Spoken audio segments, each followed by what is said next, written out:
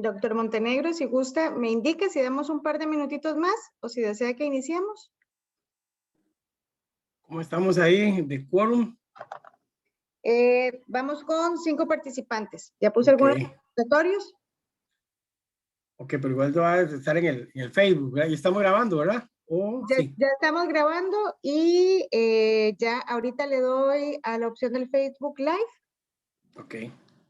Si querés, le voy a dar ya para ver cómo nos va con la conexión. Okay. Dice que no tengo permiso. No sé si María Pía conoce de esto. Hola, no, yo nunca lo he intentado. A ver si me deja. Sí, me da un error 200. Opa.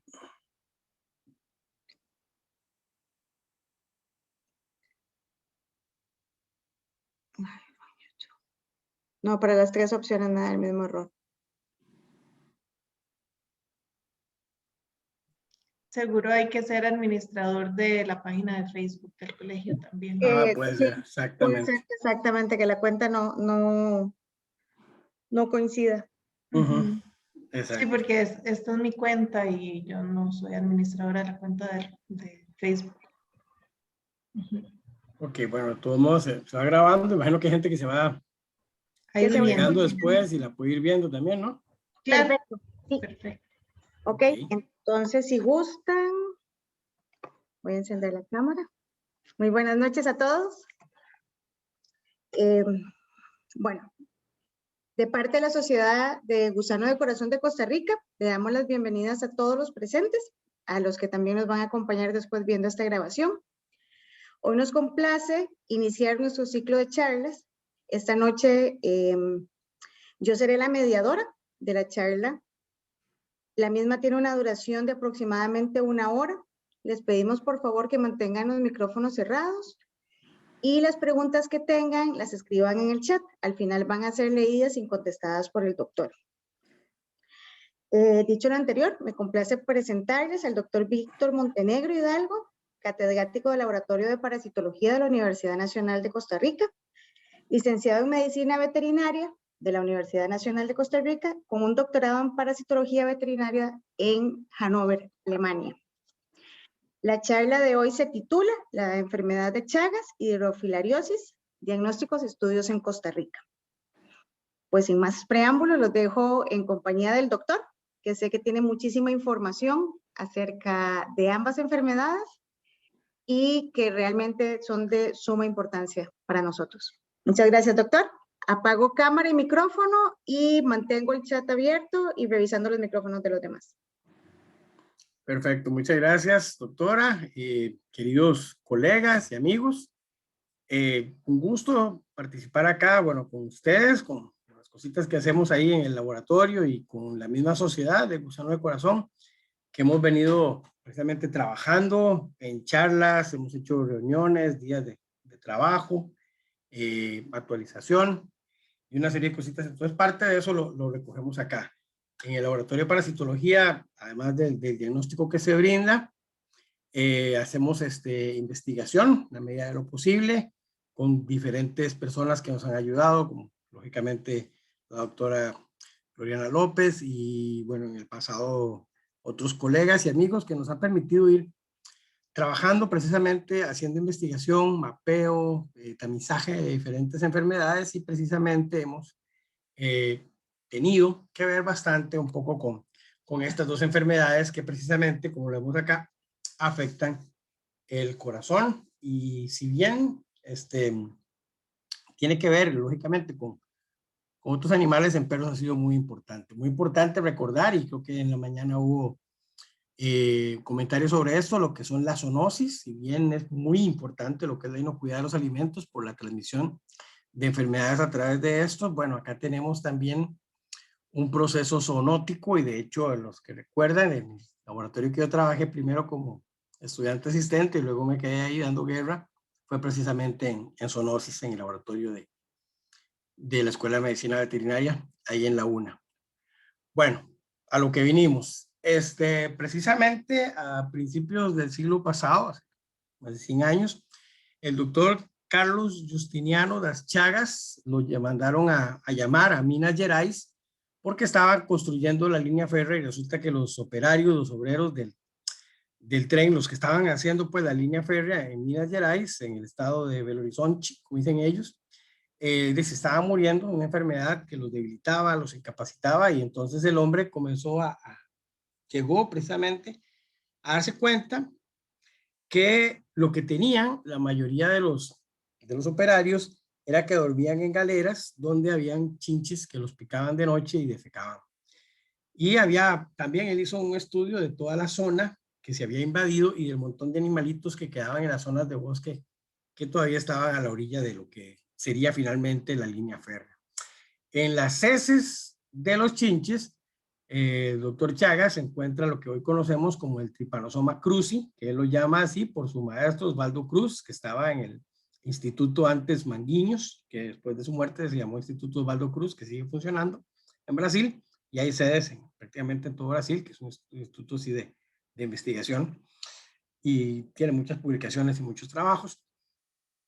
Entonces, él se da cuenta que ese bichito que se encuentra en las heces del chinche es lo que muy posiblemente esté provocando la enfermedad de los operarios.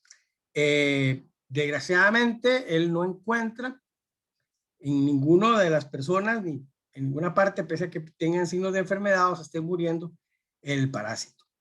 Hasta que la noche del 14 de abril de 1909, creo, u 8, llega una niña llamada Berenice con, acuérdense de estos síntomas para siempre, con anasarca, edema generalizado, mucho dolor, hepato y esplenomegalia y una fiebre muy severa.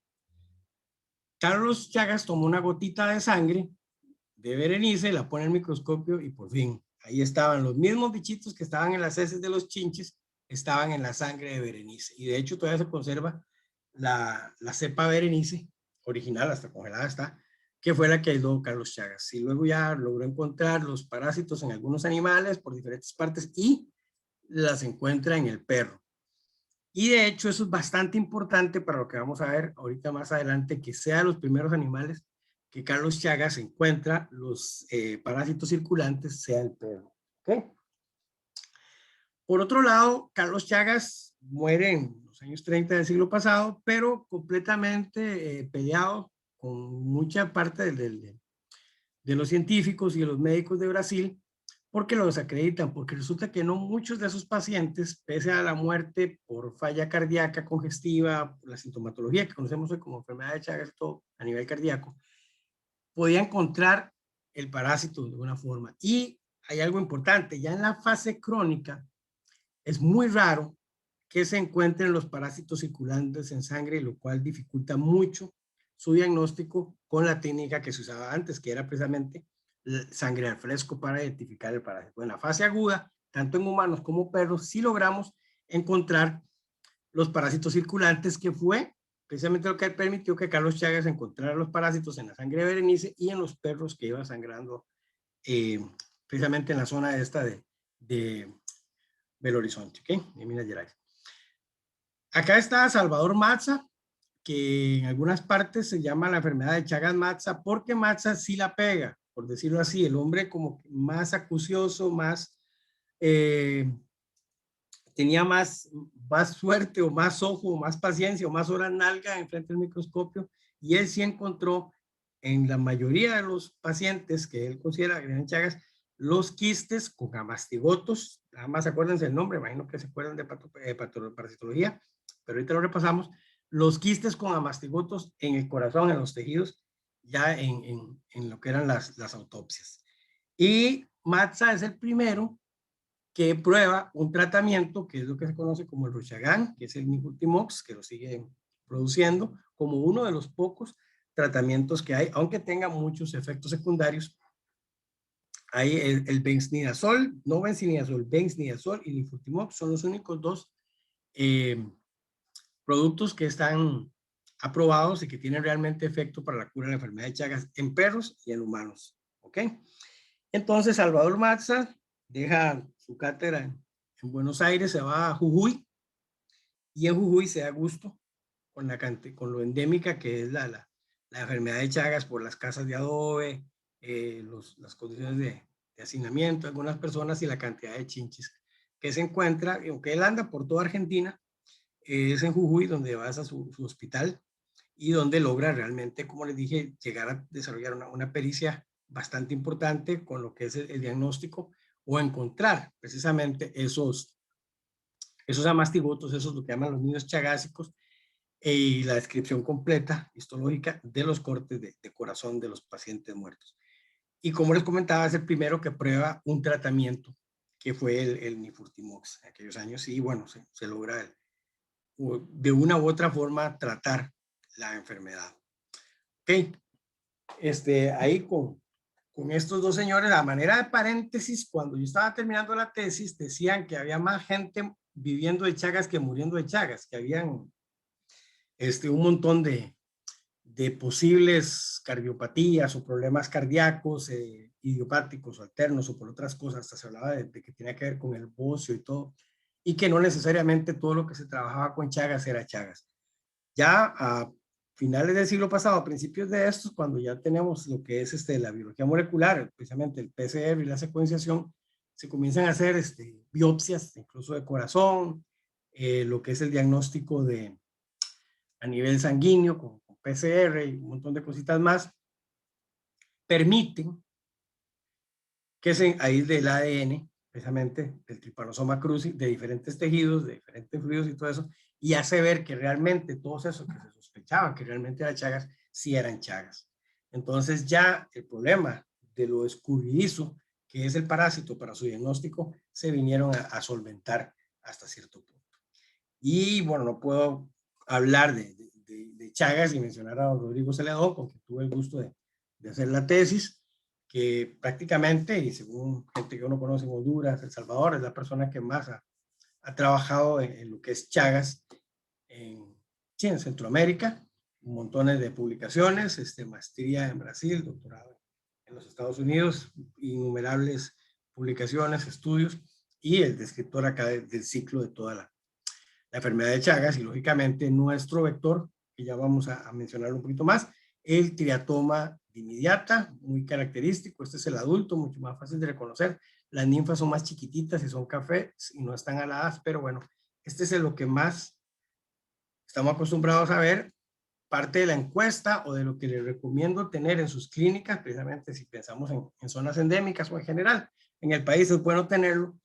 Y cuando sospechemos, digamos que la orientación de la sintomatología y el aspecto nos orienta a Chagas, tener tal vez un chinche en una placa Petri sellada o bien una foto o algún panfleto para que el propietario, ustedes le puedan hacer lo que nosotros hemos llamado la encuesta óptica, que sí lo he visto, sí hay en la casa, etcétera.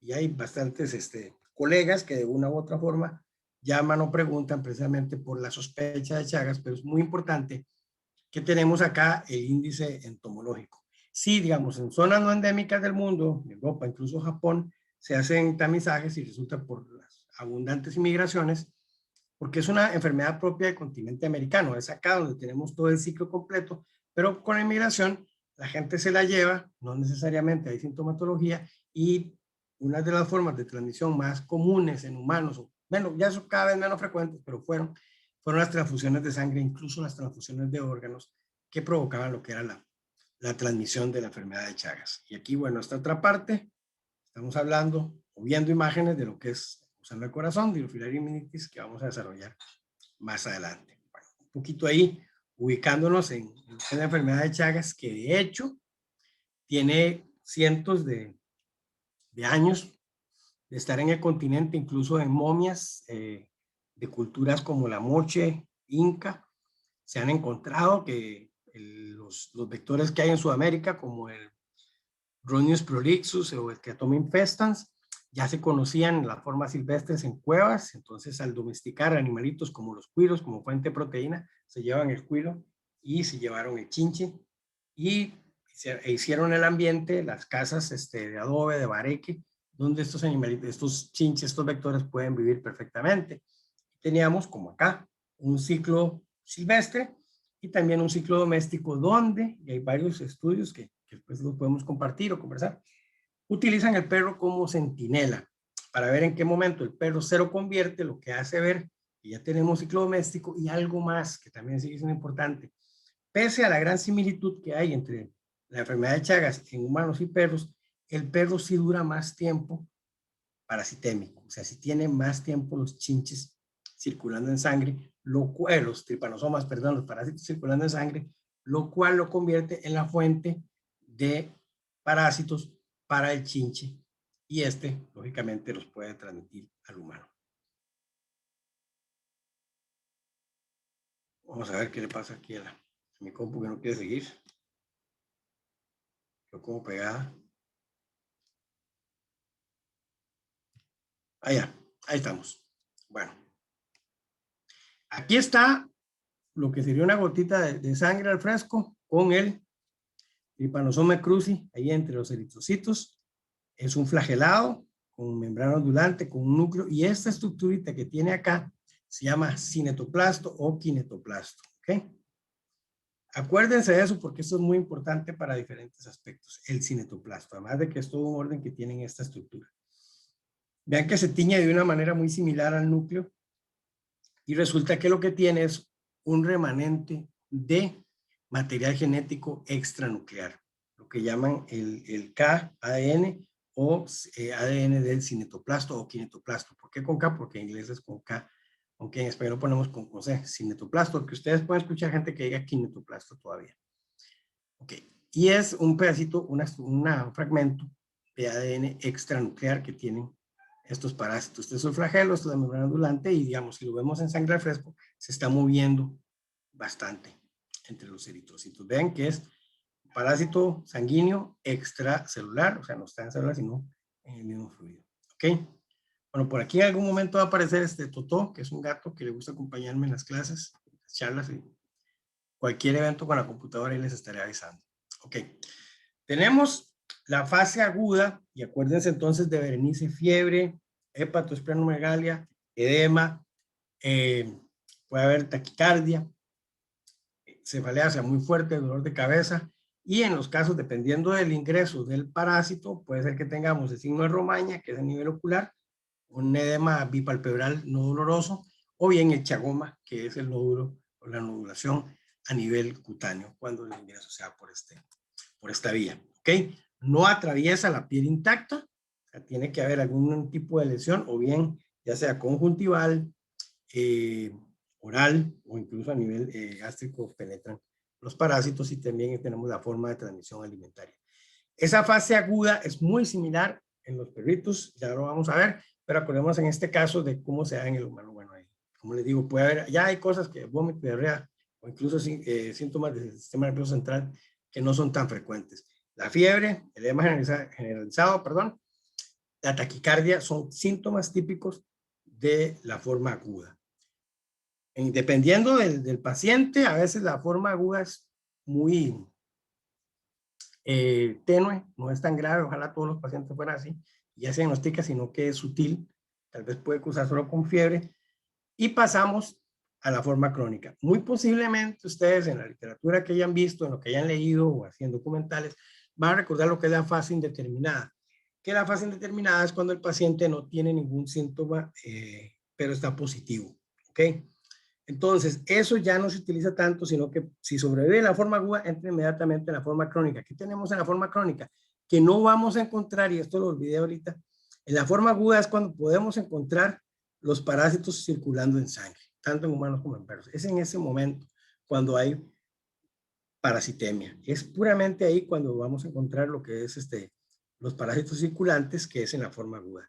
Luego, durante la forma crónica, esto baja por completo, prácticamente en el humano es muy baja o nula la parasitemia, pero tenemos esto. Esto es un perrito acá del laboratorio de patología, una foto por el doctor Morales, en el cual esto es lo que llamamos el nido chagásico. Vean que es un quiste lleno de amastigotos. No es esta misma forma de flagelado, sino que es una estructura circular, redonda, en la cual encontramos también el núcleo y kinetoplasto, cinetoplasto, pero es esta forma que está acá. Esto es el nido chagásico. Sin embargo, y ahorita vemos el agregado celular que es, vean el proceso que hay de lisis prácticamente, la fibra cardíaca y el agregado celular exuberante que se da a partir de esto.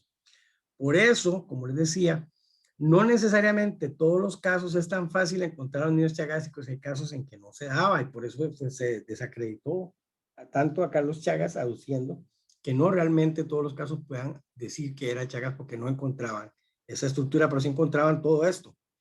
Ok, y eso vino a fortalecer la teoría autoinmune, que no está del todo equivocada, pero eso hizo que no se trabajara o se pensara en vacunas, porque aumentar la inmunidad iba más bien a provocar o generar este tipo de reacciones que en la literatura ustedes pueden encontrar como exuberantes, y más bien fuera más grave el remedio que la enfermedad. ¿Okay?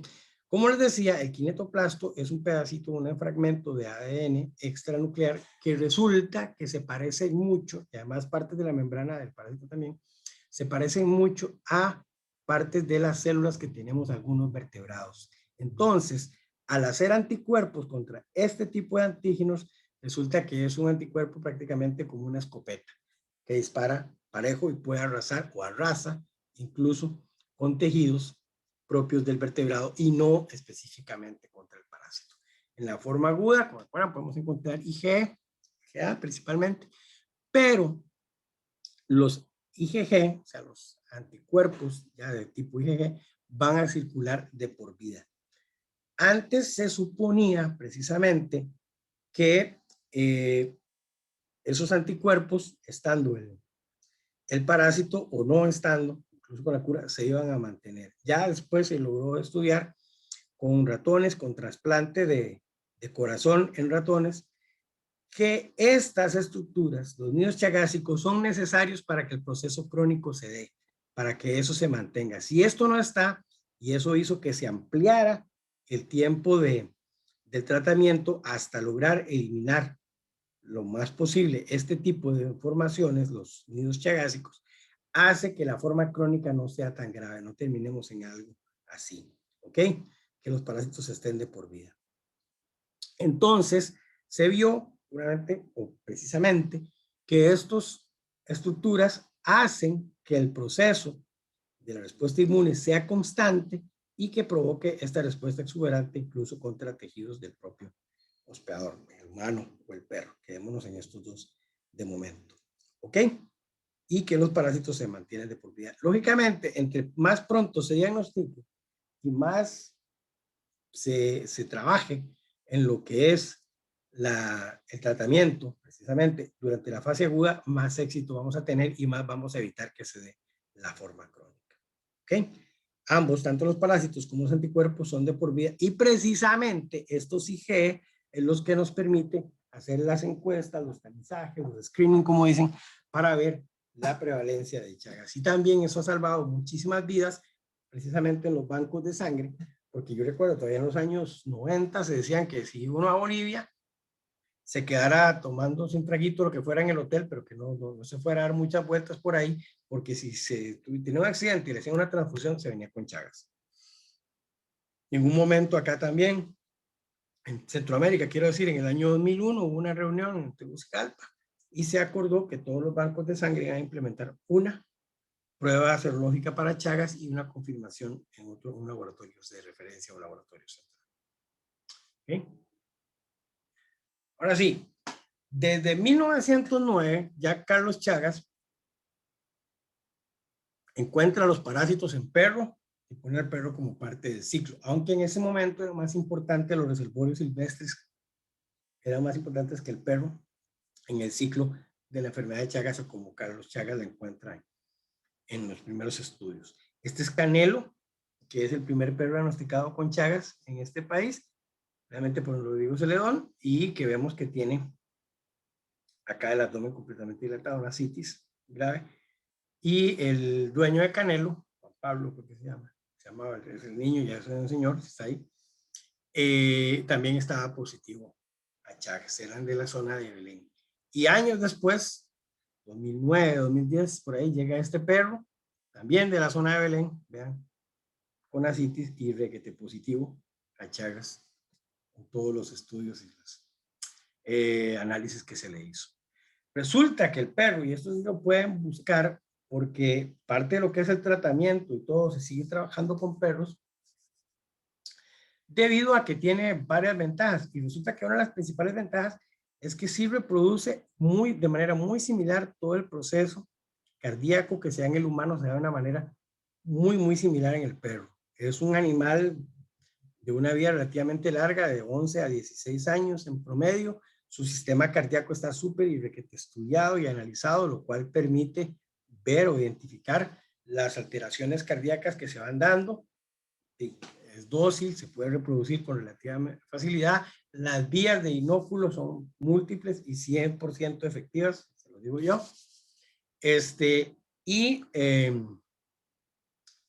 Tenemos el chance de irlo estudiando paulatinamente, incluso lo que serán tratamientos y otras cosas, de lo cual hay incluso artículos de qué tan efectivos siguen siendo esos tratamientos precisamente en los perros. ¿Ok? Resulta que los casos como este que se diagnostican, hasta donde yo sé, igual con los estudios que vemos, tiene mucho que ver con zonas endémicas y ahora sí, no se había demostrado, y se hablaba más del piquete y de otras cosas, incluso en artículos en Centroamérica, hasta que acá se tomaron las heces de los chinches y se le dieron a 2 perrillas previamente diagnosticadas negativas vía oral y se comprobó que mediante esa forma de inoculación, esa inoculación, a los 15 días ya teníamos parásitos circulantes en sangre. Se le hacía un cortecito en la oreja a las perritas estas y se ponía en el microscopio y ya estaban los parásitos circulantes. Perritas que se habían estudiado y visto y que estaban negativas, se les dio un poquitito de heces de chinche diluidas en solución salina vía oral y a los 15 días ya estaban positivas. Eso tiene que ver con las dimensiones del chinche y que lógicamente el perro lo que va a hacer es morderlo, jugar con él y ya con que lo estripe o con que lo muerda, va muy posiblemente a infectarse. No necesariamente el chinche tiene que defecar, porque cuando el perro lo estripa le va a sacar la hemolinfa, las heces incluso, y con eso ya se puede infectar. Estos dos es de la zona de Belén, una zona históricamente endémica para Chagas, cambió mucho, porque ya dejaron de haber casas de adobe y bareque y se hicieron quintas y se apeó mucho de los cafetales originales donde se mantenía el ciclo silvestre. Pero resulta que muchos de los residenciales y las casas bonitas que tenemos en zonas endémicas, dígase Ciudad Colón, Santana, Belén, incluso Orotina, por cierto, acá la zona de San Rafael de Heredia, San Joaquín, Santo Domingo podría ser, bueno, y incluso en la zona sur, y ahorita vamos a hablar de la distribución del chinche, terminan siendo hasta cierto punto factores que permiten que el chinche se mantenga, llegue a las casas, al peridomicilio, y los perros, como pasan por ahí, pasan jugando, se sientan atraídos por la forma y tamaño del chinche y terminen inoculándose vía oral. Entonces, muy posiblemente ya cuando sospechamos de esto, tenemos que ubicarnos en la zona, en el índice entomológico, y comenzar a hacer el análisis para pensar que posiblemente estamos ante lo que es Chagas. Que yo sepa, existe el chance de acceder al tratamiento, pero hasta hace unos años que tuve contacto con unos señores acá en Cienza, como que no es tan fácil o tan accesible, o que no se justificaría para el perro, sino que tiene que haber, digamos, que se haya demostrado, por decirlo así, que con lo que hay para humanos ya basta. Pero bueno, eso es un pleitillo ahí de a nivel de organización de la salud y otras cosillas que hacer. Bueno, tanto en animales inoculados como animales infectados de forma natural, hay un par de artículos por ahí, el doctor Berrocal y el doctor Morales, y otros ahí en otras partes del mundo, los animales naturalmente infectados pueden desarrollar una forma aguda y precisamente los cachorritos pueden morir por la miocarditis aguda, y bueno, ahí linfodenopatía evidente y la parasitemia también es muy evidente, pero recuerdo un caso del perro que estaba jovencito, lo dejaron una noche en una clínica para una cirugía electiva y amaneció muerto. Fue a la patología y tenía el aspecto del corazón atigrado, que es ya cuando se pierde la fibra, entonces hay corazón con parte lisa, por decirlo así, y parte blanca, por esa lisis que se da durante la miocarditis severa. El proceso respiratorio también puede provocar la muerte, el edema generalizado, y esto ya son formas crónicas donde tenemos ascitis, porque tenemos más bien congestión, insuficiencia cardíaca congestiva, y ahí sí, hepatosplenomegalia, ascitis, muy evidente, y tiene que más que ver con lo que son las contracciones cardíacas que se ven afectadas, ¿ok? Cuando llegamos acá, muy posiblemente pasamos de una forma aguda, muy sutil, o que la sobrevivió el animal, aunque fuera seria un momento, y ya pasamos a la fase crónica, ¿ok? El animal puede llevar una vida relativamente normal y pasar por esto, o también se relata lo que es la muerte súbita, que, digamos, en algunas encuestas que hemos hecho, no recientemente, sino antes se hablaba de eso, el perro que se pegó una carrera y se murió, el perro que llegó y se acostó y no se levantó más, ¿ok? Aquí tenemos ya la forma crónica, hay arritmias, principalmente a nivel ventricular, lógicamente la intolerancia al ejercicio y el fallo cardíaco ventricular, ¿ok? Como lo dije previamente, esto lo tengo en el guión para que no se me olvide, pero bueno, los animales jóvenes tienen la forma más grave, aguda, ¿ok? Ya esto, la forma crónica, no es tanto con animales jóvenes o viejos. Se está grabando, pero tengamos cuidado con esto. Muy empírico, muy a ojo, muy por lo que yo he visto, esta forma crónica puede ser más evidente o más grave en animales de raza grande que en animales positivos de raza pequeña, que ambos están positivos serológicamente, pero tenemos estos cuadros en animales más de raza grande. Aquí Canelo es una excepción, pero como les digo, es completamente empírico, sin una validez epidemiológica que podamos decir. Nada más aquí, a manera de recordatorio, que tengan ese cuadrillo por ahí para que se acuerden, en la fase aguda, hay Trypanosoma cruzi, perdón, hay tejidos infiltrados, pero sobre todo acuérdense que están circulando, ¿ok? Acá, en la forma severa, no siempre se encuentran los parásitos y no hay parásitos circulantes como regla. El tipo de infiltrado que tenemos, que ya lo vimos en la foto, y bueno, aquí ya es macrófagos y pocos linfocitos. Lógicamente va a haber lesiones en órganos, destrucción ganglionar, y ahora sí, déjenme ver si estamos, ok, no. Vamos a esto. Si tenemos generalmente esa insuficiencia cardíaca congestiva, hay, y ya lo vimos, más que evidente la lisis de miocardio exuberante, como menciona la literatura, pero hay daño a nivel nervioso. Tanto el haz de His como las células de Purkinje se ven dañadas. Hay un tropismo por fibras nerviosas bastante fuerte, bastante marcado, que hace precisamente que la contracción disminuya. Ahí tenemos dos factores, la miocarditis y también la lisis de tejido nervioso a nivel cardíaco, lo cual nos baja la capacidad y la fuerza de las contracciones y nos hace que se vaya haciendo una insuficiencia cardíaca congestiva. En la forma crónica que se da a nivel digestivo, lo que es megaesófago y megacolon, se ha visto esta misma lisis o este tropismo por células nerviosas en los plexos de Meissner y Averbach, lo cual hace que la motilidad, la motilidad precisamente de estos órganos digestivos se vea disminuida y se acumule material ingerido y se den entonces estas formas de lo que llamamos megacolon y megaesófago. Tiene mucho que ver, y esto hay literatura abundante, dependiendo de la cepa, de dónde se encuentre, que haya más tropismo a nivel cardíaco y sean más letales y sean mucho más graves el asunto que otras cepas que se ha visto que tienden más a la enfermedad crónica y que tiene hasta tropismo por órganos digestivos. En el caso del perro, esto es mucho menos común que en el humano, lo que es la forma digestiva. Pero en el ratón sí.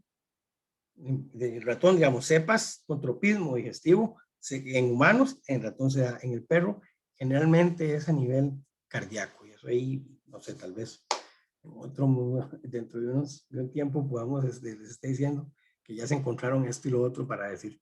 Pero bueno, como les digo, sí hay relación de gravedad dependiendo de la cepa, pero también en el caso de la forma digestiva en perros no es tan común como en humano y que sí se logra reproducir con más frecuencia en ratones. ¿Ok? Bueno, ahí están un poquito para que vean este tipo de alteraciones cardíacas en perros ya diagnosticados con Chagas. ¿Okay? Entiendo, y según alguna literatura es bastante similar al proceso que se da en el humano. ¿Okay? Bueno, esto fue un estudio que tratamos de hacer con, bueno, cuando estaba la doctora Urbina ahí en Zoonosis todavía, con una gente de Europa que estaban trabajando en Bélgica en ese momento, ese apellidillo. Bueno, estaba la doctora Calderón también. Un PCR que se estaba usando en humanos, precisamente probarlo acá con perros y dio resultados ahí interesantes, ¿ok? Pero bueno, es una cosilla ahí que se probó, sin embargo, sigue siendo, y quiero que quede muy claro en esto, si tenemos ya la sospecha de la zona endémica, generalmente la serología nos va a indicar mucho. Como les dije, en países endémicos, como se hizo acá en el 2001, en la reunión de Tegucigalpa, se pide una prueba de alta sensibilidad, por ejemplo ELISA, que era como se hizo, no tienes que tener un equipo muy sofisticado, se puede hacer en bancos de sangre, incluso pequeños, o en centros de salud relativamente alejados, que sea más sensible, aunque no tan específica. Entonces, con esa alta sensibilidad hacemos el primer tamizaje, considera y se manda otra. La OMS pide 2 pruebas serológicas positivas para diagnosticar un paciente positivo. Cuando yo hice mi tesis hicimos eso, hicimos ELISA, hemaglutinación y inmunofluorescencia. La hemaglutinación es sumamente específico, pero menos sensible, y la inmunofluorescencia tiene que hacerse con diluciones para lograr una sensibilidad importante. Pero esa sigue siendo la puerta de entrada. Tenemos ya zona endémica, las personas conocen el chinche, se ha visto, y hacemos la serología para confirmar ya cuando tenemos algún tipo de sintomatología de esta, o tal vez no tan grave, pero ya sugestiva. ¿Okay? Y al PCR ya vimos lo complicado que es, que si no estamos en una fase aguda va a ser muy poco probable que tengamos los parásitos circulantes. Precisamente cuando hacemos estudios y vemos qué tan importante es el perro como reservorio doméstico, como completa el ciclo doméstico, ahí el PCR sí toma importancia, porque vemos que el perro puede ser el que esté siendo la fuente de tripanosomas para los chinches, entonces el ciclo doméstico se mantiene con el agravante que el humano está incluido. ¿Okay? Esto es por si acaso les suenan así cosas de tratamiento o algo, y para que vean que hasta cierto punto, cuando logramos implementar, por ejemplo, una dosis de ivermectina mensual en lugares endémicos para aerofilaria, no voy a hacer spoiler todavía, pero bueno, se ha visto que el chinche no pica tanto a los perros en el caso que se esté utilizando una dosis de ivermectina, pero no tiene ningún efecto sobre el parásito, ni la parasitemia, ni nada. O sea, no es tratamiento, no sirve como tratamiento. Por si acaso, que hay gente que lo ha considerado, lo comenta por ahí. Bueno, acá en Costa Rica y en otras partes. Quiero ser, digamos, el primer artículo que yo leí es de este señor Barr, en el sur de Estados Unidos, Luisiana, esa zona, donde él hace un amplio tamizaje y encuentra 5%, casi 5,5% de perros positivos en ese momento serológicamente. Chagas, lo cual considero, y resulta que coincidió con algunas cosas que se quisieron hacer acá. Vean, por ejemplo, la diferencia en Santiago del Estero, en el noroeste de Argentina, que más del 50% de los perros estaban positivos en la prevalencia. Y esto, seno diagnóstico, es agarrar chinches que yo tengo en el laboratorio, que no están positivos a Chagas, ponerlos a chupar sangre de un humano o de un animal que yo considero que esté positivo, y a los 15 días revisarlo. Y si resulta que el chinche mi chinche de laboratorio negativo se vuelve positivo, el único lugar donde pudo haber tomado esos parásitos, esos tripanosomas, es de la sangre del animal o la persona que picó. O sea, es una especie de diagnóstico parasitológico bien efectivo. Entonces, vean que en este caso, Butler se encuentra en Santiago del Estero, que sí, casi el 100% de estos perros positivos serológicamente tenían todavía parásitos circulantes, y ahí hay varios estudios donde podemos ver que sí circulan un poquito más que en humanos, pero lo primero es la serología para el tamizaje. ¿Okay? Sin embargo, el 15% de estos perros positivos serológicamente ya no logramos aislar parásitos circulantes. Ok, para el 2002, Reyes agarra perros de propietario y callejeros y se encuentra en los perros un 6% de los perros positivos en general. O sea, de un grupo de perros de forma aleatoria. Estos señores, también en el 2002, pero ahí sí, en zonas endémicas, muy importante primero, y con 2 pruebas serológicas positivas. Y utiliza el ELISA, que es una prueba sumamente sensible, aunque no tan específica, y se encuentra 1 de cada 4 perros positivos en las zonas endémicas. Importante acá, no todos estos perros tenían sintomatología de Chagas. Algunos murieron en el proceso digo yo, de la recolecta, el análisis y la publicación de la tesis, pero había un buen porcentaje de estos perros, no me animo a batear ahorita, a tratar de recordarme, pero por lo menos el 60% de esos perros no tenían una sintomatología específica o evidente, pero sí habitaban en lugares endémicos y toda la gente estaba acostumbrada a ver chinche. Hubo casos de humanos en las casas de estos perros muestreados. En México, este señor se encuentra algo parecido, 20% en Tejupilco y un poquito menos en Toluca. ¿Ok? Villegas con 2 pruebas serológicas, aquí tengo. Vamos a ver, Villegas usa ELISA, sí. En zonas endémicas, inmunofluorescencia, hemaglutinación, es lo que usa Villegas acá. Y se encuentra un 11%. ¿Ok? Es interesante. Sousa en el Mato Grosso se encuentra contra algo parecido, un 25%, y luego ese es el grupo de la doctora Oz, la doctora Marta Bonilla estaba en ese grupo trabajando, y estos son 2 artículos de ella, donde se encuentra primero en este que está acá, con lo que es inmunofluorescencia, hemactivación, de una zona muy amplia, 28 cantones, un 1%, y luego se va a una zona endémica, donde aplica estas 2 formas, hay cero conversión, es decir, durante el estudio se encuentran perros negativos que se vuelven positivos, y finalmente utiliza PCR para ver estos perros que están, que se lo convirtieron y encuentran el parásito, precisamente vía biología molecular, PCR específicamente. Es una zona acá de Heredia. Nada más para que nos recordemos del ciclo un poquito. Los que he dado clases conmigo y que te acuerdan de la historia, es cierto, yo me he puesto los chinches cuando llegan con los chinches para que les hagamos la prueba, a ver si tiene parásitos, que me lo pongo en el brazo, a ver si me pica, para que se ponga un poquito más gordo y de las heces. Yo lo he hecho. Vean que cuando el chinche está picando aquí no pasa nada, solo que ellos tengan parásitos circulantes, el chinche se infesta. ¿Okay?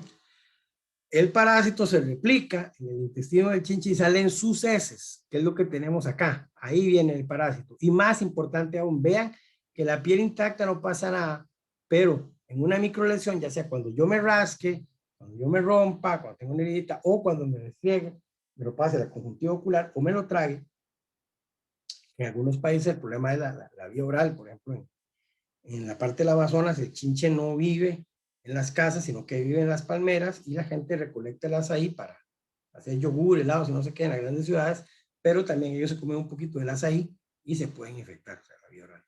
Ahora sí, vean acá esta forma que es intracelular, que es la forma redondeada que vimos en los quistes que tenía aquel corazón que nos presentó el doctor Juan Alberto Morales, que es una forma redondeada, lo que se llama el amastigoto, de la forma intracelular, ya sea aquí en macrófagos, por ejemplo, o bien en el quiste. Y esto es el tripomastigoto. El tripomastigoto sanguíneo es este que está acá, y el tripomastigoto metacíclico es este que sale en las heces, que está por acá. ¿Ok? Y ahí está el ciclo. Nada más para que recuerden, el armadillo no es tan importante, el gato tampoco es muy importante, el perro sí, como les dije, fueron los primeros animales que Carlos Chagas descubre positivos, que lo mantiene ahí en ciclo doméstico. Sudamérica es bastante importante. El zorropelón es importante porque es reservorio. El zorropelón no le pasa absolutamente nada, pero tiene los parásitos circulando en sangre y el chinche los puede tomar de ahí. Cuando la gente, digamos, mantiene el cafetal o el lote o el bosque alrededor de la casa, ahí es donde se mantiene el ciclo silvestre y el chinche se acerca. Vemos acá nuestro chinche, de toma de inmediata, que hay desde México hasta Perú. Sin embargo, no invade las casas, ¿Qué es vector ineficiente? Ya lo vamos a ver. Que si fuera así, que pica y defeca inmediatamente, ya está el ciclo casi que completado de momento, pero el chinche este pica, come y hasta luego defeca. Es más una cuestión accidental cuando se da la infección, o infestación, perdón. Yo recuerdo un bebé en una zona entre Desamparados y Cartago, que el chinche cayó y le defecó el ojito al bebé y el bebé murió de Chagas. Un señor en una parte de Alajuela, es esta casa precisamente, él sacó toda la leña, comenzaron a salir los chinches y comenzó a majarlos con los pies y en uno lo estripó con un palito, donde lo estripó le pringó el ojo y le dio Chagas al señor.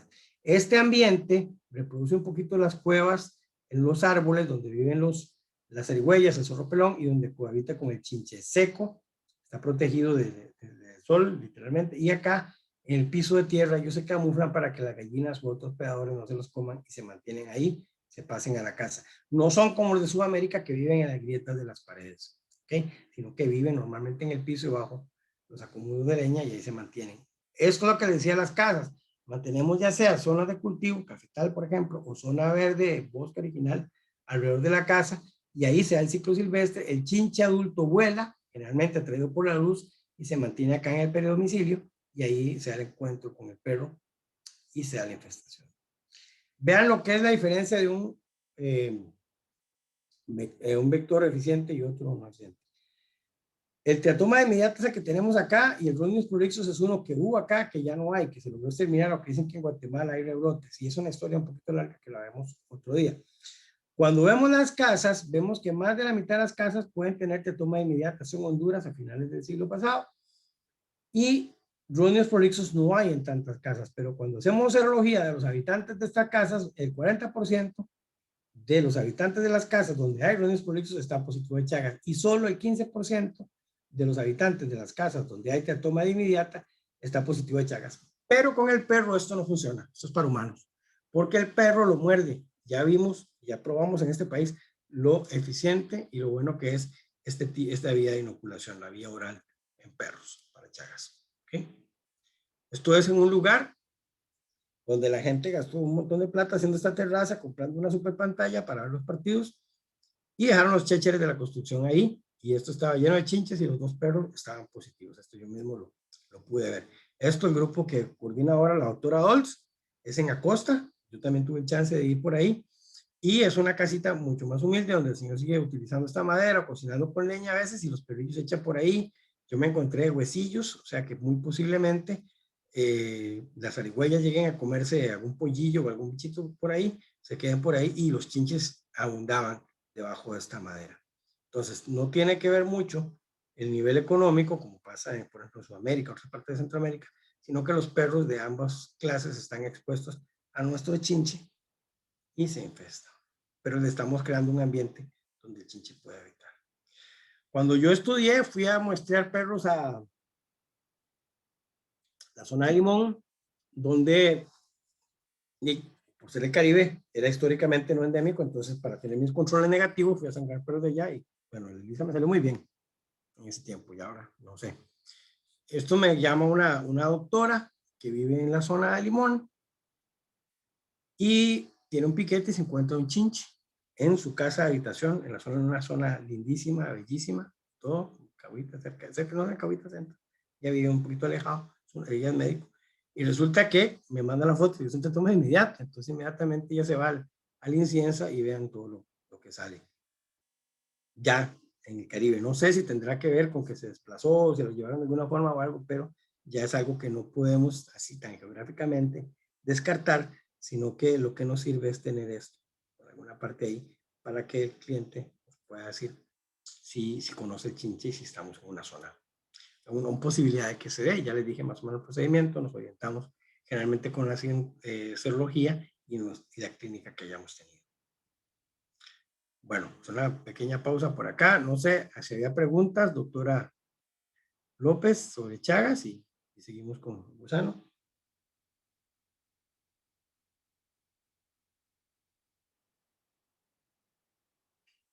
Eso es un sí.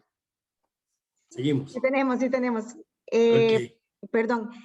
Pregunta la doctora Acevedo, ¿cómo se monitorea en humanos el éxito del tratamiento? Muchos saludos. Ok, saludos igual. En humanos ya se hacen biopsias de corazón, por ejemplo, y también la titulación de los anticuerpos, que aunque se mantengan, sí va bajando cuando se ve el grado de mejoría. Como te digo, si se agarra en forma aguda, el tratamiento es mucho mejor que si ya es un proceso crónico. ¿Sí?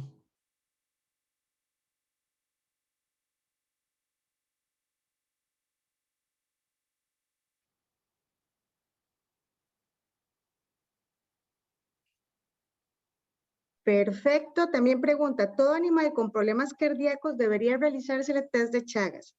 ¿Se hace de rutina o todavía ves poco interés en realizar las pruebas?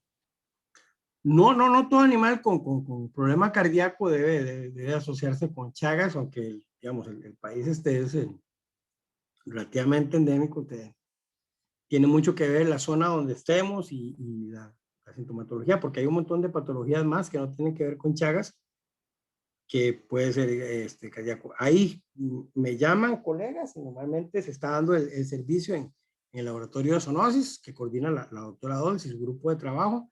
Y sí, yo sé que hay colegas que traen sus muestras, es serología, lo que se está haciendo.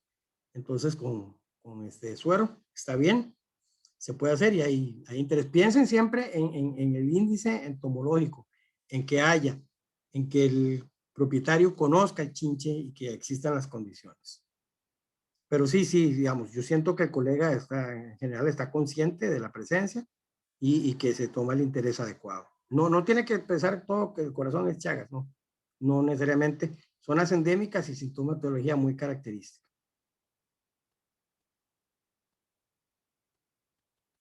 Perfecto. Preguntan, doctor, ¿se hace diagnóstico neonatal o no existe la posibilidad? Bueno, eso es una cuestión muy discutida, muy hablada, muy peleada, incluso entre brasileños y argentinos, más que el fútbol, por ejemplo, de la transmisión a nacimiento en humanos, la transmisión transgalactógena en humanos, y en perros es muy poquitito lo que se sabe. Se pensaba hacer un proyecto de aislar, hacer PCR a leche de perritas, o incluso no podemos decir anticuerpos de cachorritos, porque si la mamá está positiva, los cachorritos van a estar positivos cuando toman calostro. Pero en humanos se discute mucho todavía si hay ya transmisión transplacentaria, que muchos dicen que sí y otros dicen que es al momento del parto, cuando se da la infestación, y lo que es la transmisión transgalactógena, que muchos dicen que no y otros dicen que es porque hay sangrado de pezón que se infectan los niños. En perros es demasiado poco lo que se sabe y lo que se ha hecho. Perfecto. Ahora vienen dos preguntas muy similares de los doctores Diana y el doctor Roberto y de la doctora Cindy, que preguntan cuáles son las zonas endémicas para la enfermedad en Costa Rica.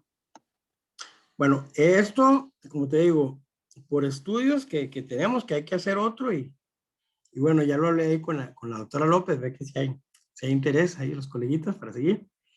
Ha habido históricamente lugares como aquí gran parte del Valle Central, en la zona sur también ha habido casos, pero así ¿cómo te puedo decir? Que se han estudiado por precisamente la frecuencia de casos que vienen, mucha parte acá de lo que es la zona oriental del Valle Central. Voy. Acá en Heredia, de San Rafael, pasando por un poquito aquí del centro, San Joaquín, y llegar a Belén. Tenemos Santa Ana, Ciudad Colón también, un poquitito ahí la zona de Mora hacia Puriscal, sin llegar a Puriscal puramente, y otra parte acá de lo que es Chilamate de Poás de Alajuela, parte baja de Poás y Grecia. Voy. Vean lo que estoy diciendo, que estas zonas mantienen cafetales tradicionales, se construye alrededor de zonas boscosas originales y se mantiene parte del bosque. O sea, más que la zona histórica o tradicionalmente endémica, han habido ahora, y dije Atenas también, ¿verdad? han habido aspectos de la urbanización que mantienen de una u otra forma el ciclo. Pero ahí tenemos una, voy a hacer una tonelada, pero me va a decir que viejo marrón. Un montón de sueros de diferentes estudios de parte del país esperando que hagamos un tamizaje nuevo de serología para Chagas. Doctor Chacón también estaba ahí interesado en buscar contactos para hacer el tamizaje. Sí, correcto. Una pregunta más. ¿Hay métodos se podrían usar para aumentar las posibilidades de verlo, exponerlo en un frotis sanguíneo? ¿Hacer frotis a partir del Buffy Code, por ejemplo? No necesariamente. No vamos a esperar verlo porque más bien la sangre al fresco, la centrifugación o ese tipo de cosas no ayuda tanto. Es la sangre al fresco, digamos, lo que ha sido la posibilidad. No está, digamos, como es extracelular, que por ejemplo algunos agentes los encontramos en leucocitos, entonces ahí el Buffy Code sí nos sirve porque estamos expandiendo más que todo glóbulos blancos, ahí sí sirve. En este caso no. Él no es intracelular y se desplaza ahí por diferentes partes y la centrifugación no ha sido tan buena. Lo único es esto, poner chinches que yo tuve en mi laboratorio que están negativos, ponerlos a picar al paciente, pero hey, se me puede morir en esos 15 días que yo reviso el chinche a ver si tenemos de nuevo parásitos. No es solo eso, entiendo, y ahí, bueno, no tuve que ver con el asunto, pero un pequeño desaguisado. ¿Qué tan ético era eso de poner un chinche a picar un humano o un perrito? ¿Verdad? Digo yo. Eso lo digo porque me di cuenta de eso, no es que tenga que ver con el proceso que yo tuve, yo no estaba en el país, pero era una forma que se utilizaba y en algunas partes se usa, que es una forma de diagnosticar los parásitos en sangre. ¿Okay? Perfecto. Otra pregunta, si está circulante, ¿se puede observar el parásito en gota fresca? Sí, se pone gotita y se ve dónde se desplaza. Movimiento muy característico. Y también agarramos, te tienen el chinche, ponen una gotita de solución salina en el porta, le estripan la pancita para extraer las heces y ahí se ve el parásito. Perfecto. Doctor, si quiere continúa y ¿Okay? voy a invitar acá para más preguntas y lo vemos en el siguiente bloque. Perfecto. Gracias.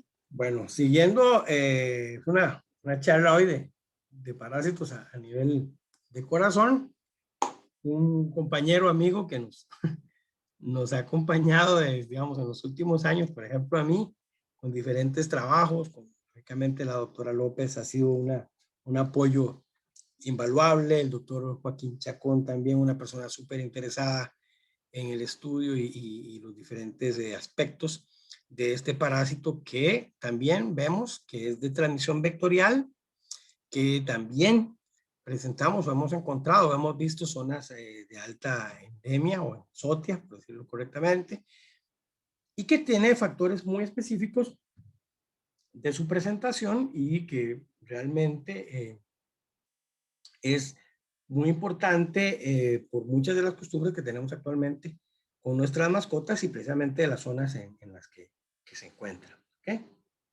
Nada más, lo empecé al revés, en el ciclo de primero, para acordarnos de dos cositas. Cuando hacemos estudios, vemos que el periodo prepatente o el ciclo completo en el perro es hasta 7 meses. Solo se muestrean en nuestros estudios adultos para lo que es Dirofilaria. ¿Okay? Lo digo porque incluso ha pasado en y en otros países que hay gente que mete cachorros, en estudios de Dirofilaria y no digo nada más. ¿Ok? Y ya tenemos, lógicamente, las larvas, las microfilarias circulantes, los adultos a nivel, que vemos en cardíaco, pero ya sabemos que no es específicamente a nivel de atrio, que es un poquito a nivel de atrio y de arteria pulmonar que la encontramos, no necesariamente a nivel cardíaco. Lo que pasa es que al principio, cuando se estudiaba, se era necropsia, entonces los parásitos se encontraban en atrio y ventrículo y se pensaba que era puramente ahí donde se encontraban, pero ya sabemos que no están ahí, sino que están más externo, por decirlo así, en grandes vasos, dejémoslo ahí, y atrio. ¿Ok? Perros, coyotes y otros cánidos, incluso algunos félidos son pacientes, o sea, se parasitan, y la transmisión es precisamente por vía del mosquito. Eso me permite por la pregunta de que si encontramos, por decirlo así, perros ya con microfilarias circulantes, pero los aislamos del mosquito, ¿qué va a pasar con esas microfilarias? Bueno, esas microfilarias no van a madurar a L3 y convertirse en adultos si no está el mosquito de por medio. Se van a morir circulando en el perro. Pueden tener otros efectos, pero no van a llegar a ser adultos. Lo digo por una consulta que me han hecho en repetidas ocasiones colegas y estudiantes. ¿Okay? El caso del gato, y lo comentábamos recientemente en otra charlita, el problema sigue siendo que aunque viva en una zona exótica donde tengamos 1 tonelada de perros positivos, un montón, enjambres de mosquitos dando vueltas, su diagnóstico y su sintomatología sigue siendo un poquito menos clara, menos evidente. Incluso ya he conversado con colegas de otras partes de Centroamérica, de otros países, y tienen esa dificultad, que desgraciadamente el gato no va a tener muchos adultos ya desarrollados, es generalmente amicrofilarémico, o sea, no tiene microfilarias circulantes, pues muy pocas o muy poco evidentes, lo cual nos dificulta relativamente más su diagnóstico y el enmascarar o no desarrollar una sintomatología muy evidente hasta que ya es un proceso grave, que es más que todo un proceso respiratorio en el caso del gato, más que una afección puramente cardíaca, que en el perro también existe un componente respiratorio muy grave antes que el mismo componente cardíaco. ¿Okay? Esta es una tablilla que muy posiblemente muchos de ustedes conocen. Los gringos tienen una, los europeos tienen otra, porque la zona del Mediterráneo es también una zona muy importante de hidrofilariasis. Imagino que algunos de ustedes han tenido sus clientes europeos que vienen a ponerse una pizzería, un restaurante, un hotelito, algo así, y ellos ya están acostumbrados a llegar a pedirles la pastillita del mes para el gusano del corazón, lo cual, digamos, hasta cierto punto, hasta ahora acá, es que estamos desarrollando en nuestros clientes, en nuestros pacientes, esa cultura, pero ya, por ejemplo, si tienen clientes mediterráneos, que generalmente vienen a ponerse una pizza, mantener un hotelito, una cosa así, en este país estaban acostumbrados a usar la pastillita del mes del gusano del corazón. La tabla europea es un poquillo más específica en sintomatología asociada a la cantidad de parásitos presentes en el perro. La tabla gringa es un poquito más detallada en sintomatología y tiene más apartes. Y yo creo que algunos de ustedes han tenido, digamos, en algunos congresos que se hacen acá, en Sudamérica se usa mucho esta tablita que es un poquito más específica y más escueta. Ok, tenemos una forma leve, donde el paciente está aparentemente normal y de eso hemos visto en nuestros estudios, en varios casos, perritos normales, en cero síntomas y todo, y encontramos, resulta que sí tiene las microfilarias circulantes. Ok. La forma moderada, que es el estado ya no se ve muy afectado, pero si ya hay intolerancia al ejercicio y esa tos de perro, como dice la gente, sobre todo cuando hay desplazamientos. Y la anemia, que eso sí lo pueden considerar cuando hagan sus exámenes. Incluso el hacer el microcapilar les permite no solo ver el grado de anemia, sino también, ahí sí, arriba del bofficot, ver los parásitos, las microfilarias circulantes. ¿Okay? Y ya la forma grave, que imagino que más de uno de ustedes está mucho más acostumbrado que yo a verlo, pero sí, acuérdense, la anemia grave y la frecuencia respiratoria, el jadeo en reposo y la tos, incluso en reposo. ¿Okay? Bueno, el arte de reconocer los signos de una enfermedad es parte del diagnóstico y lo que tenemos que reconocer. Bueno, los adultos ya sabemos dónde se encuentran en las microfilarias, que los podemos identificar mediante diferentes formas, y la clínica que, como decimos, nos ganan por goleada los que estamos en la docencia de la investigación, ustedes que están con el machete en mano todos sus días en sus clínicas, ¿ok? Lógicamente ahí nos acompañamos en lo que es las imágenes, tanto la gente que ustedes que están a diario trabajando en eso, o bien la gente que está puramente en lo que es diagnóstico por imágenes. Las microfilarias, como les comentaba, es la L1, ya lo vimos en el ciclo, es lo que la hembra, son hembras vivíparas, o sea que paren una larvita ya viva, que sale a torrente sanguíneo, que se va a sangre periférica para ser ingerida por el mosquito y se completa. ¿Okay? Entonces, mediante pruebas sanguíneas podemos aislar estas microfilarias, para que podamos reconocer, o bien el antígeno, ¿verdad? Que secretan las hembras adultas, que es lo que diagnosticamos mediante la serología, que más bien, bueno, en este caso no son anticuerpos, los anticuerpos están pegados generalmente a los kitsitos de diagnóstico y detectamos el antígeno. Por ahí, en algunos artículos usted puede encontrar que un falso negativo es menos de 5 hembras en el paciente, lo cual ya nos haría, disminuiría la presencia de la cantidad de antígeno detectable para, para los kitsitos. Pero bueno, tenemos esta forma de diagnóstico, sabemos de zonas endémicas y otras cuestiones que tenemos que analizar. Ahí tenemos las diferentes formas, ya sea por la radiología, por las imágenes, la ecocardiografía, tenemos acá los kitsitos de diagnóstico, y bueno, esto es un frotis con la microfilaria que la podemos ver así, o bien que la podemos ver así, ya cuando hacemos el microcapilar, donde encontramos las microfilarias ahí circulantes con movimientos muy característicos y unas formas que las podríamos identificar cuando las fijamos en un node modificado, donde ya no solo sus dimensiones, sino su morfología, la forma de su cola, su forma anterior nos permite, ya está con formalina y centrifugadas, nos permite identificarla de una mejor manera. De una manera, vuelvo, muy empírica, muy sin valoración o algo así ya epidemiológica, cuando encontramos una tonelada así de microfilarias, generalmente de los filarianitis, bueno, no hay factores más, pero bueno, hablamos de eso, y cuando hemos visto una sola larvita súper rebuscada en el micro, puede ser otras filarias que no necesariamente sea Dilofilarianitis, pero esto, bueno, ustedes que conocen a Jota, si le dicen eso, Jota es lo primero que hace es agarrarme a mí el pescuezo, porque no tiene ningún valor epidemiológico lo que le estoy diciendo, porque es algo meramente observacional, ¿ok? Pero para que lo puedan tomar ahí en cuenta. Y también más bien un día me pueden agarrar en la calle y decirme, viejo jetón, no, nada que ver, vea que encontré este perro así, ya sabe, tenía solo una microfilarias y la dilofilarianitis, pero bueno, para que lo tomen ahí en cuenta. Bueno, esta gente, ahorita pongo el articulillo, por si acaso les gusta leerlo, hacen lo que es la gota directo, que muchos colegas están usando, nada más en zonas endémicas, llega, le saca la gotita y ahí están las microfilarias súper evidentes, que vimos que son mucho más grandes, por ejemplo, que un Trypanosoma cruzi. Si quieren, después vemos un poquito las imágenes para comparar, pero bueno, muchos colegas he visto que en zonas endémicas ponen la gotita y están las microfilarias y ya le dicen a gente, bueno, señores, así el asunto y punto.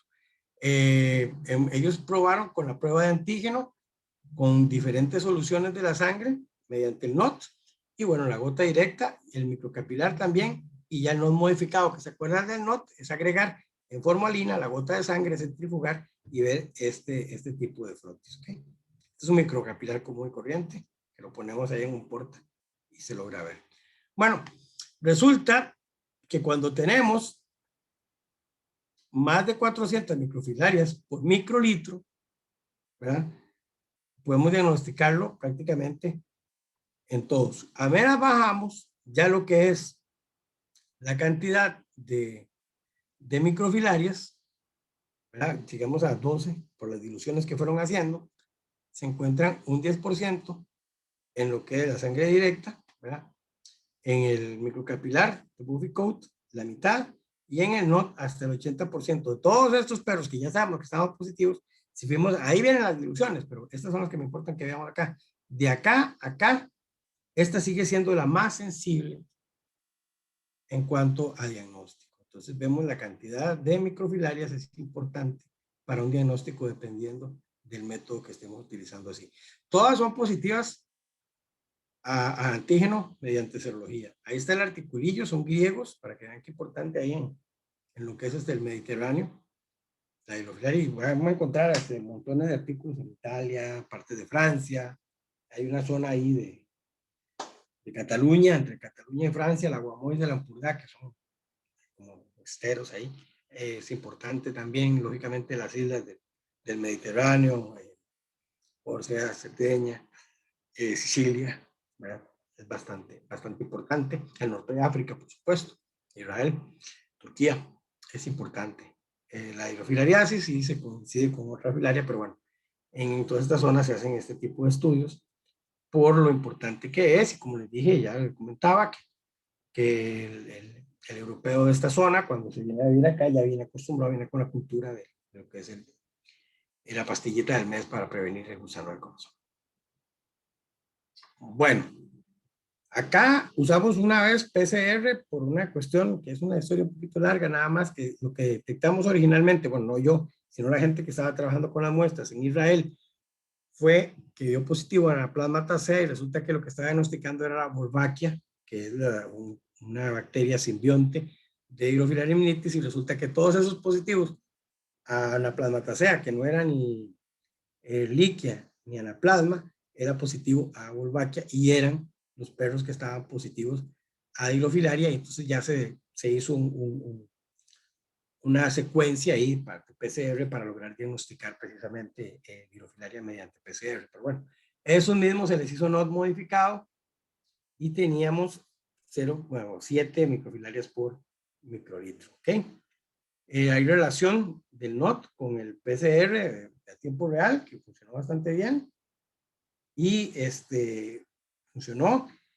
Y resulta que hubo 15% que eran positivos a lo que era Dipetalonema recónditum, que ahora se llama Acantoquilonema recónditum, y uno positivo a Cercopiterifilaria vanae, que lo transmite la garrapata Rhipicephalus sanguíneos. No es por transmisión vectorial. Acantoquilonema, la pulga, es la que está involucrada en la transmisión, y la garrapata, y estos los más frecuentes, es la Hydrofilaria amnitis. Este es el artículo. Esta muchacha la pueden googlear. Alicia trabaja en la UCR, en microbiología. Este señor, me imagino que sí lo han leído ya, por lo que es Babesia, Ehrlichia y otras cosillas por ahí. Leishmania, sobre todo. Bannett, que es de Israel, de Jerusalén. Y con ellos habíamos hecho este estudio original para otras cosas, pero bueno, también se hizo este PCR para Dilofilaria. Insisto, más que para diagnóstico, es para investigación. No es realmente que vayamos a depender de PCR o algo así para diagnosticar o trabajar con Dilofilaria, sino que permitió elucidar un poquito ahí y reconocer, eso sí, estas dos Dilofilarias que también estaban presentes. Esta, por ejemplo, ya con la microfilaria, si la ponemos así en un NOT, podemos ver diferencias morfológicas de dimensión y la cola comparado con Dilofilaria amnitis, y esta también existen características, sobre todo las dimensiones, cuando la vemos ya fija. Bueno, básicamente. Esto me lo comentaba el doctor Chacón, y conversamos con él y con una gente, un amigo de él de Sudamérica, otras personas, que resulta que no necesariamente nuestros negativos van a ser tan negativos, porque como que existe cierto grado de inhibición con el mismo suero, cuando queremos, o la sangre entera incluso, y me lo comentaba una señora que usted puede googlear, Norma Labarte, brasileña, que ella prefería utilizar el suero, y ya después vino aquí está, Norma Labarte, lo de el calentar previamente las muestras para que aumentara la sensibilidad, como que la sangre entera y el suero así entero no necesariamente nos daba siempre positivos mediante la serología, mediante la detección del antígeno. Entonces, como que ahí lo pueden considerar o reconsiderar para tomar en cuenta o buscar los articulitos, o hablamos y los compartimos, de esta técnica del precalentamiento que aumenta la sensibilidad de las pruebas diagnósticas. Ok, esto también, aquí no estaba en Norma, pero hay otra gente ahí que también desarrolla, o sea, que comenta esta posibilidad. Estos son de los estudios acá. Uno fue con la doctora López, que probamos un kit. El otro fue bueno, cuando estaba en otra empresa, ya está por otro lado, el doctor Darwin Kaminsky, una persona también que estimo mucho, que hemos trabajado previamente en otros momentos, donde encontrábamos lo que ya sabemos, casi 40% de los perros positivos a Ehrlichia, por serología y por PCR, Anaplasma platis y Dilofilaria amnitis como un 7% de los perros positivos. Este es con PCR. Ok, lo vemos acá. Por eso podemos decir que es Anaplasma platis, porque fue con PCR que detectamos Anaplasma platis. ¿Ok? Y Dilofilaria es el articulillo ese, el PCR que se hizo. ¿Ok? Aquí está, bueno, es la misma gente GAT, la doctora Alicia Rojas. y este otro señor también de allá de Jerusalén. Ok, ¿qué encontramos más? Otras, Acanthoquilonema recóndito, que era el dipetalonema, que vive en peritoneo, que también afecta a primates no humanos, que se transmite principalmente por la pulga. Cercopitrifidaria vanae, que es más a nivel cutáneo. Estos dos se consideran inocuos, que lo transmite la garrapata. Dilofilaria repens no tenemos acá, es una cuestión de otros países, por si acaso, pero muy posiblemente ustedes encuentren mucha literatura de Dilofilaria repens, porque precisamente en los países donde sí es importante, incluso su efecto zoonótico resulta importante, se ha estudiado bastante. La Wolbachia, como les dije, que es un simbionte que muere con la oxiciclina y es parte del tratamiento alternativo que tenemos, y bueno, ya la filariasis humana, lo que conocemos como la elefantiasis o la ceguera de los ríos. ¿Okay? Un poquillo acá, lo que es la Dilofilaria repens, vemos acá que está a nivel cutáneo, dice, los adultos que se mantiene. ¿Qué está mal acá? Quitemos el gato, porque el gato no vamos a tener tantos parásitos y no va a ser que es muy raro que tenga microfilaria circulante. Más bien, si aparecieron así, ya lo reportamos y nos vamos el resto del año a Cahuita, no sé, digo yo, a Pérez León, tan bonito la selección general, y ya no hacemos nada más por el resto del año. ¿Ok? Y acá, bueno, que la L3 la inocula el mosquito que ha comido la microfilaria o L1. Aquí pueden cambiar MF por L1, que es lo que el mosquito chupa, se desarrolla en su interior y él vuelve a inocular la L3. Esto es así por provincias y es otro estudio nada más. San José, Alajuela, Cartago, Heredia, Punta Arenas, Guanacaste y Limón. Vean qué interesante a lo que vivimos, que acá es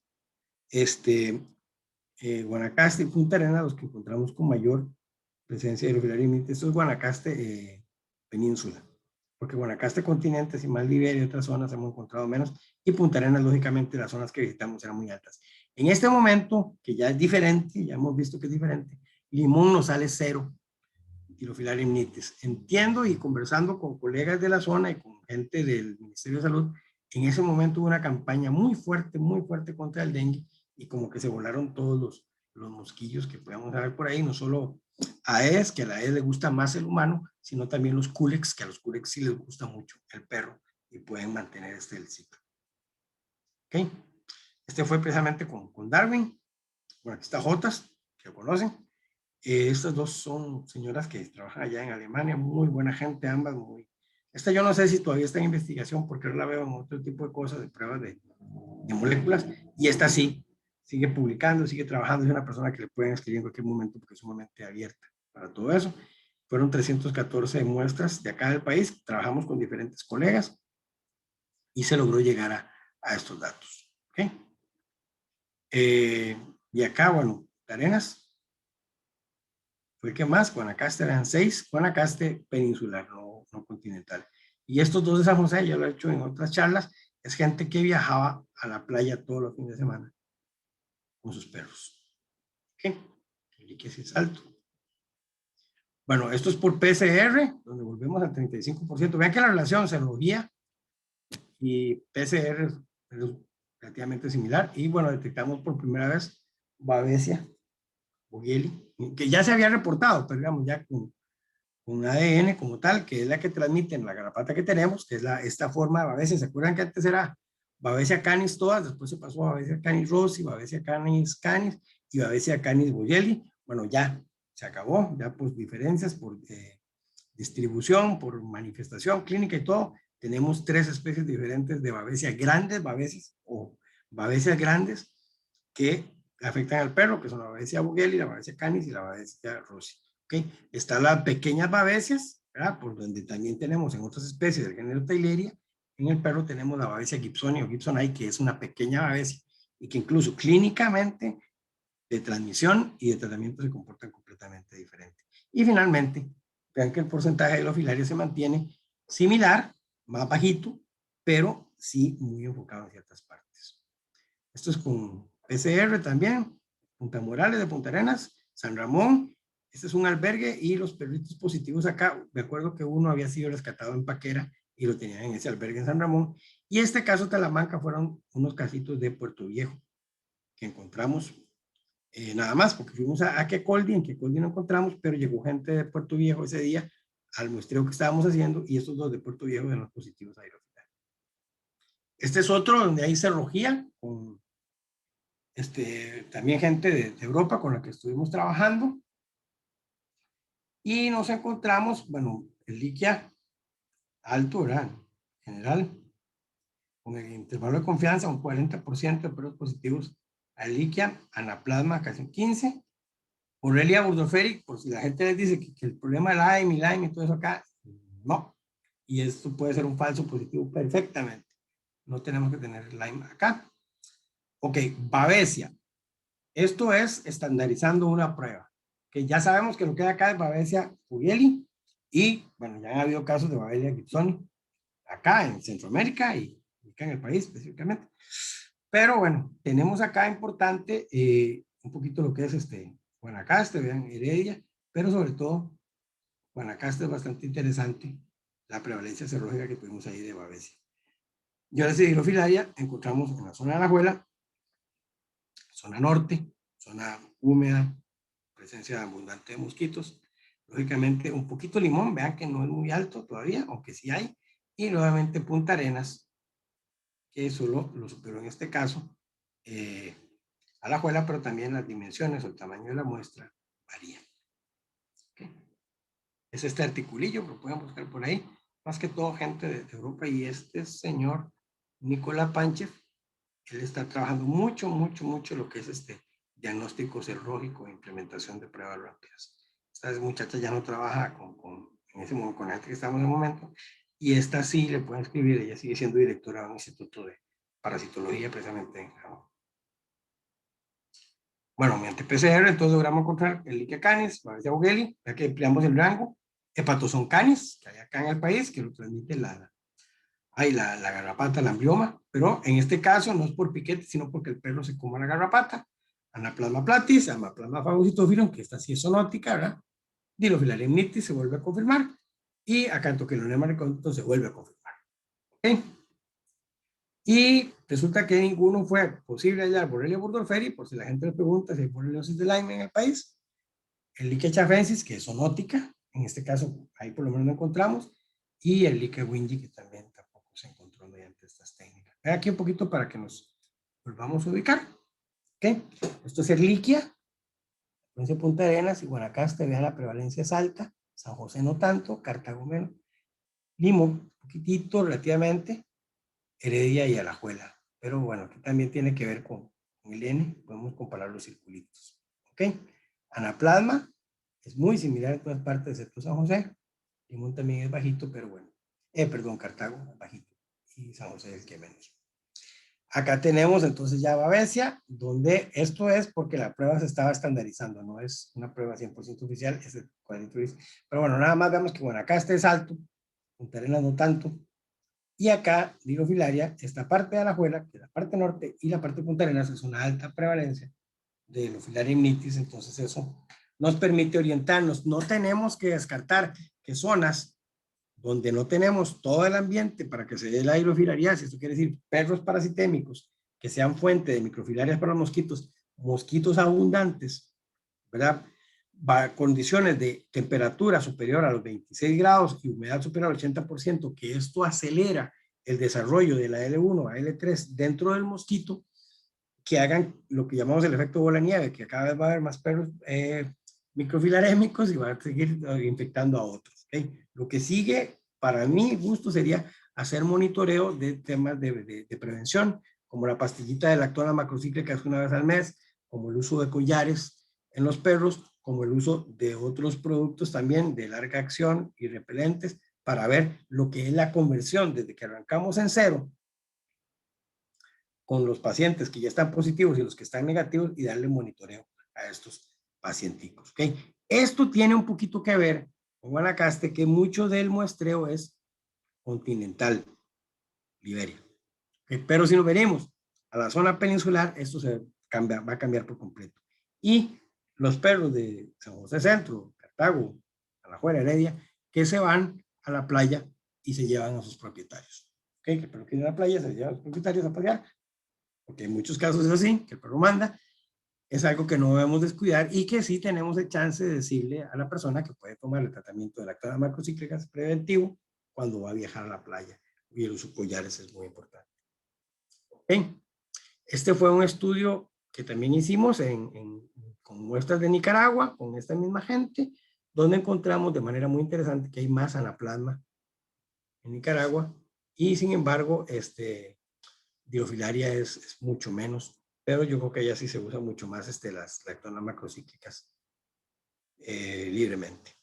Okay. Esta es Frida Crema, que pueden googlear y escribirle incluso si tienen por ahí el mail, que ha hecho una recopilación de las diferentes enfermedades vectoriales, vector-borne disease, en toda Latinoamérica y que siguen trabajando bastantillo en este tipo de cosas.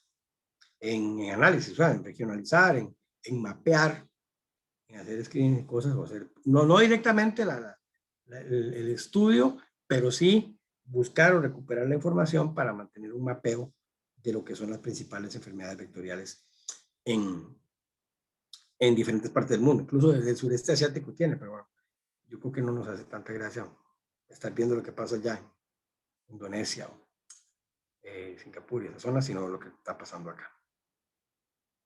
Yo creo que ahora sí, si alguien sabe cómo va el partido, que me diga. Gloriano, ¿no? Y de momento yo espero que ya no se puede ver si uno se durmió o no, pero bueno, ahí estamos. Lógicamente es el trabajo de todos nosotros, ustedes en sus clínicas a diario, con la seriedad que asumen a sus pacientes, como tienen que atender a sus clientes cuando vamos a este tipo de actividades. Acá está la gente del SENASA, muy buenos amigos, estudiantes de la escuela de veterinaria, voluntarios, propietarios, nuestros pacientes y todos, creo que como el mismo equipo, como que estamos enfocados precisamente en la salud, directamente o indirectamente, tanto en los pacientes como en las personas, la prevención de la zoonosis y las diferentes cositas que de una u otra forma vamos haciendo como un solo equipo. Y como dijo Armstrong, es un pequeño paso para un hombre, pero es un gran paso para la humanidad. O sea, todas esas cosas son imposibles irlas sacando y haciendo si no estamos, por decirlo así, todos enfocados jalando en la misma dirección. Nada más, muchas gracias. Tenemos una pregunta, doctor. Sí.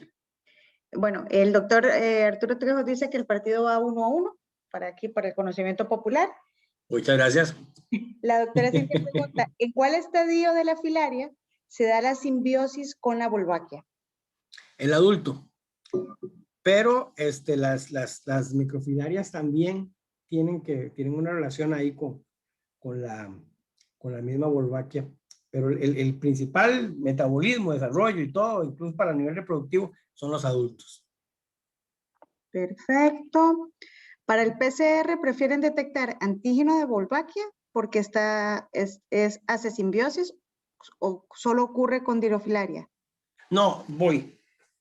Esto fue un caso muy específico y fue así. Para todos estos perros se trabajó primero pensando en Leishmania, porque en Guanacaste ha habido y todo, y en humanos hay brotes, ¿verdad? Leishmania visceral, que es importante en el Mediterráneo, Sudamérica, pero acá no. Pero bueno, como no nos fue tan bien con Leishmania, había el chance de correr para estas otras enfermedades de tipo vectorial, dígase Ehrlichia, anaplasma, básicamente. Ehrlichia y anaplasma, como bacterias gram negativas que son, pertenecen a Anaplasma tassea. Entonces, había un segmento común de ADN de Anaplasma tassea que se le corrió a todas las muestras que teníamos, todo el ADN que teníamos aislado para ver qué salía. Entonces, salió Ehrlichia, Anaplasma y unos que no dieron positivo ni Ehrlichia ni Anaplasma, ya cuando agarrábamos segmentos específicos de género, ¿verdad? No de la familia Anaplasma tassea. Resulta que Wolbachia también es una bacteria gram negativa, ¿verdad? Y dio positivo por eso. Pero fue una cuestión meramente casual, que también pasó en una isla de Brasil, que salieron todos los perros negativos a Ehrlichia, pero daba positivo a familia Anaplasma tassea, cerca del Amazonas. Y ya cuando se pusieron a aislar delgados, a hacer un PCR específico, dijeron, mira, es Wolbachia, y todos los perros estaban positivos a Dirofilaria. Después de eso, se hace un PCR específico para Dilofilaria ignitis y resulta que hay unos que no dan positivo a Dilofilaria ignitis. Entonces se hila más delgado, se hace otro PCR y se da cuenta que es Acanthocheilonema recondito y Ceropitifilaria vanae. Pero si lo que queremos es puramente Dilofilaria, reconocer la Dilofilaria, el PCR es para eso. Esto fue una cuestión meramente casual, que diera positivo a Anaplasmatacea y que finalmente vieron que lo que era positivo era Wolbachia. Ok, perfecto. No sé si alguien... ok. ¿Cómo manejar el tratamiento dual con doxiciclina y filaricida? Bueno, eso es una cuestión muy de clínica. Yo me llevo muy bien con todo el mundo, como para ponerme a opinar, pero sí, es muy importante el punto que es necesario, digamos, la doxiciclina. Si vas a hacer este tratamiento, lo que llaman el slow kill, ¿verdad? La doxiciclina tiene un efecto importante sobre los adultos que los vuelve, precisamente al matar la Wolbachia, los vuelve mucho más sensibles o menos resistentes a lo que sería ya la lactona macrocíclica prolongada. Es necesario ambas cosas. Ya los tiempos y la duración y las dosis, yo me voy a mantener un poquito aislado, pero sí, lo que la opción que tienen es el slow kill, el tratamiento dual, es imperativo que sean ambos. Perfecto. ¿Son posibles falsos positivos para Dilofilaria ignitis en el 4DX por reacción cruzada con otras filarias o incluso otros agentes? He escuchado de posibilidad de reacción cruzada con Spirocerca lupi. Sí existe el chance de que la espirocercosis y que la Spirocerca lupi nos dé un falso positivo, no solo para eso, sino para las pruebas de toxocara serológicas y eso, por ser nematos. No tengo muy claro realmente qué sería lo que incide ahí, pero es más, digamos, si buscan ahí articulillos de zonas endémicas, este kitsillo son más comunes los falsos negativos, por decirlo así, que no de la sensibilidad o incluso la inhibición del antígeno antes de precalentar los sueros, sin precalentar los sueros, perdón, que los falsos positivos, pero sí está reportado y tiene que ver con que sean nematodos, por ejemplo, y a veces el espirocerca no está a nivel esofágico, sino que está a nivel de tórax, pero en vasos. Que sea. Ok, no sé si alguien más tiene alguna otra pregunta.